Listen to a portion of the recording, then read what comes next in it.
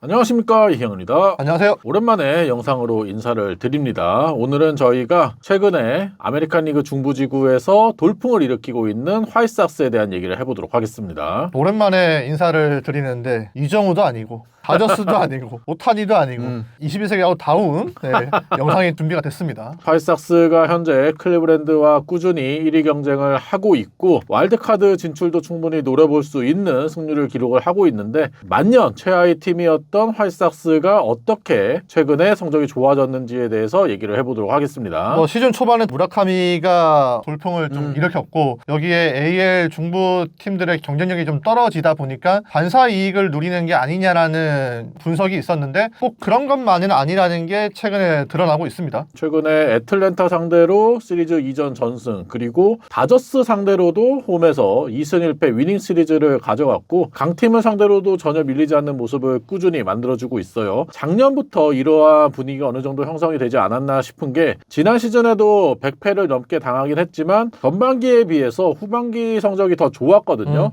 그러다 보니까 선수들이 어느 정도 패배 분위기에서 벗어나기 시작을 했다라고 생각을 하고, 게다가 올 시즌 시작하기 전에 무라카미라는 일본의 슈퍼스타를 영입을 하면서 어느 정도 리빌딩이 끝나가는 거에 맞춰서 투자를 하고 있다라는 것도 선수들이 피부로 느낄 수 있었던 오프 시즌이었기 때문에 그러한 점도 올 시즌 시작이 아주 좋았다고 할 수 있겠습니다. 네, 이희영 위원의 얘기를 듣고 제가 드는 생각은 구심점이 작년부터 나왔어요. 미겔 바르가스가 다저스에서 화이트삭스로 넘어와서 선수들과의 관계 설정을 굉장히 잘해두고 있었죠. 그러면서 무라카미가 왔을 때도 야마모토의 연락을 받고 무라카미의 적응력을 도와주는 모습도 있었고 솔선수범하는 모습이 나오다 보니까 베나블 감독도 바르가스는 한 단계 성장을 해서 선수로서일 뿐만 아니라 리더십도 보여주고 있다라고 칭찬을 하더라고요. 그런 부분이 이희영 위원 말대로 후반기 때부터 그런 모습들이 나온 게 현재 화이트삭스의 전력이 올라온 거지 이게 당장 올해 갑자기 깜짝 등장한 건 아니라는 거죠.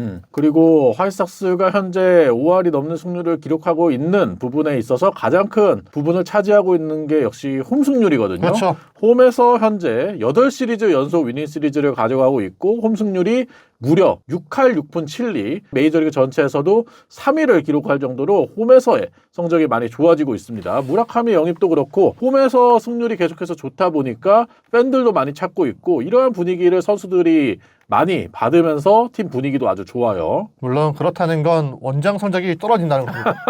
홈에서 6할 때가 훨씬 넘는 승률을 기록을 하고 있는데 현재 승률이 5할 때 중반이라는 건 원정 승률은 5할이 안 된다는 거죠. 그래도 화이트삭스가 홈 원정 전부 다 5할 승률을 기대했던 팀이 아니었잖아요. 그렇죠. 그러니까 어느 한 곳이라도 잘해라. 이걸 원래 시즌 전에는 기대를 했던 팀이었는데 일단 홈에서 굉장히 잘한 모습을 보여주는 거는 분명히 고무적인 거고 또 리빌딩 팀은 홈에서 이기는 법을 터득을 해야 됩니다. 홈 구장의 특성이 화이트삭스도 없는 팀은 아니기 때문에 홈에서 이길 수 있는 그 방식을 체득한 거는 상당히 긍정적이죠. 그리고 공격에서 확실히 앞서 이창섭 위원이 미겔 바르가스를 구심점으로 해서 올 시즌은 황불탈퇴한 모습을 보여주고 있습니다. 지난 시즌 중반에 대비해서 장타를 계속해서 터뜨리고 있는 콜슨 몽고메리와 함께 무라카미가 가세를 하면서 현재 메이저리그에서 100홈런을 넘긴 몇 안 되는 팀 중 한 팀이고요. 게다가 공도 굉장히 잘 보고 있고 이렇게 단순히 홈런만 많이 치는 게 아니라 샘 안토나치라던가 체이스 마이드로스 같은 선수들은 컨택 능력도 보여주면서 타선의 짜임새가 상당히 좋아진 화이트삭스예요. 그러니까 작년에 경기당 평균 3.99득점이었습니다. 특히 홈런이 리그 14위에 불과했고 장타율도 0.373으로 리그 최하위였어요. 그런데 올해 팀 홈런이 리그 2위까지 올라왔죠.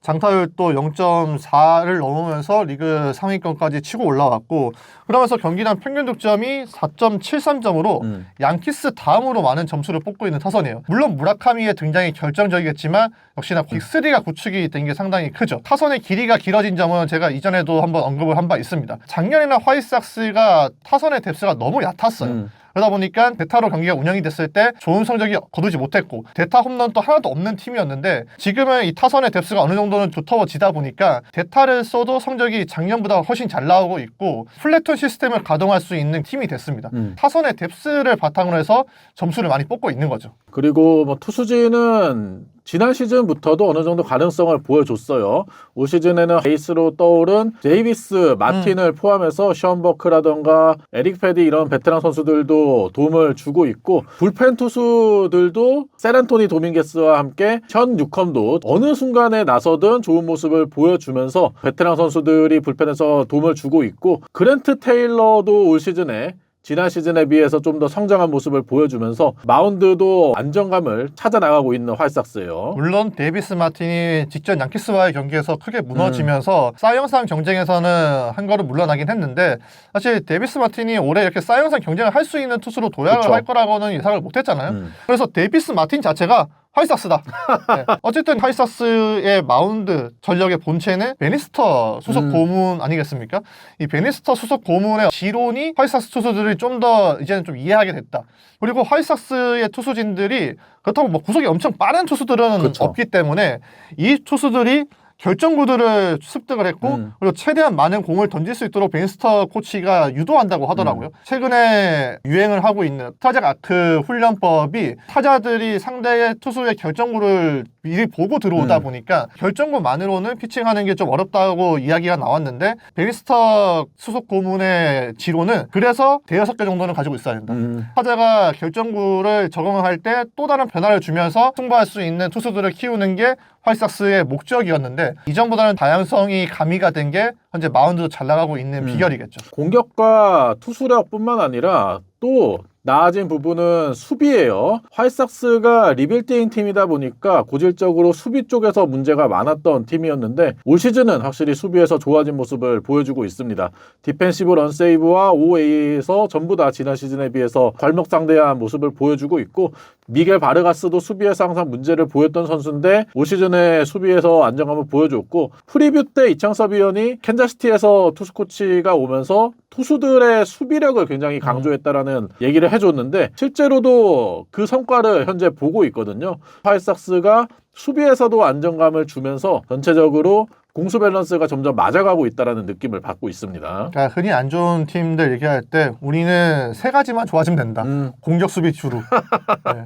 이렇게 얘기하는데 화이트삭스가 수비도 굉장히 좋아졌어요. 물론 케어로는 올해도 수비 지표는 좋지 않습니다. 케어로가 지난해 굉장히 안 좋은 수비를 남기면서 걱정이 컸는데 그래도 작년만큼의 최악의 수비까지는 아니고요. 여기에 베닌텐디가 외야로 나서는 경기가 많이 줄었죠. 그렇죠. 네, 그렇게 되면서 화이트삭스도 작년만큼의 수비 지표는 안 나오고 있고 실책도 작년에는 전체 세 번째로 많은 100개를 범했었는데 지금은 그래도 리그 중위권까지는 유지를 하고 있더라고요. 이런 부분들도 좀 세밀하게 다듬어지지 않나라는 생각이 되더라고요. 저희가 공격과 투수력, 수비진에서 수치로 또 얘기를 해봤는데 가장 달라진 거는 역시 팀의 분위기인 것 같더라고요. 맞아요. 네. 네. 젊은 선수들이 패배감에서 벗어나서 우리도 이길 수 있다라는 자신감이 많이 붙었고 패배를 하더라도 빨리 있는 모습이 나오고 있습니다. 지난 야마모토와의 맞대결에서 거의 퍼펙트를 당할 뻔했잖아요. 그 경기에서 대패를 당하긴 했는데 마지막에 피터스의 홈런이 나오면서 마치 우리 팀이 승리한 기분이었다라고 또 얘기를 했거든요. 그만큼 항상 긍정적인 요소를 찾아가고 있고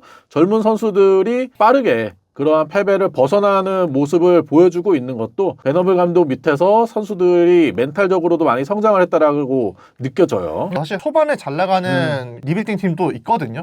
근데 6월에 애틀랜타, 다저스, 양키스 이런 팀들 만났을 때 분명히 고비가 올 것이다. 좀 내리막길이 있을 수도 있다라고 생각을 했는데 생각보다 기대 이상으로 되게 잘 싸웠어요. 심지어 무라카미가 없음에도 불구하고 특히나 데이비스 마틴이 양키스전에서 크게 무너졌음에도 불구하고 일단 마지막 경기를 잡음으로써 마냥 당하지만은 않았습니다. 그런데 가장 중요한 것 클리블랜드하고의 시즌 첫 번째 일정이 6월에서 시작되죠.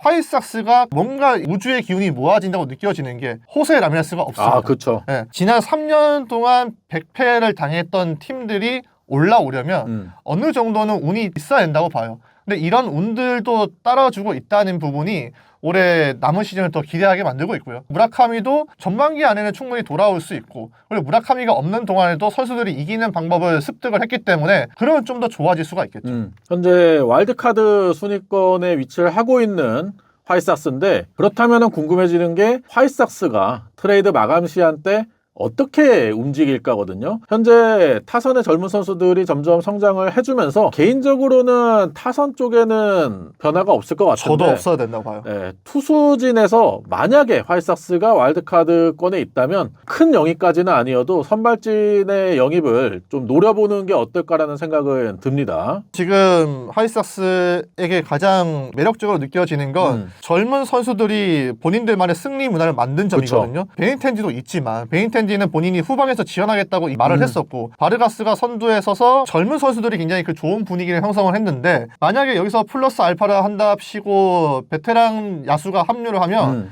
그리칙 같은 정도의 선수가 들어와야 되는 그쵸. 거지. 네. 큰 출혈을 감수하고 핵심 전력을 데리고 오는 건 사족을 붙일 수도 있다고 생각을 하고 오히려 필요한 거는 불펜입니다.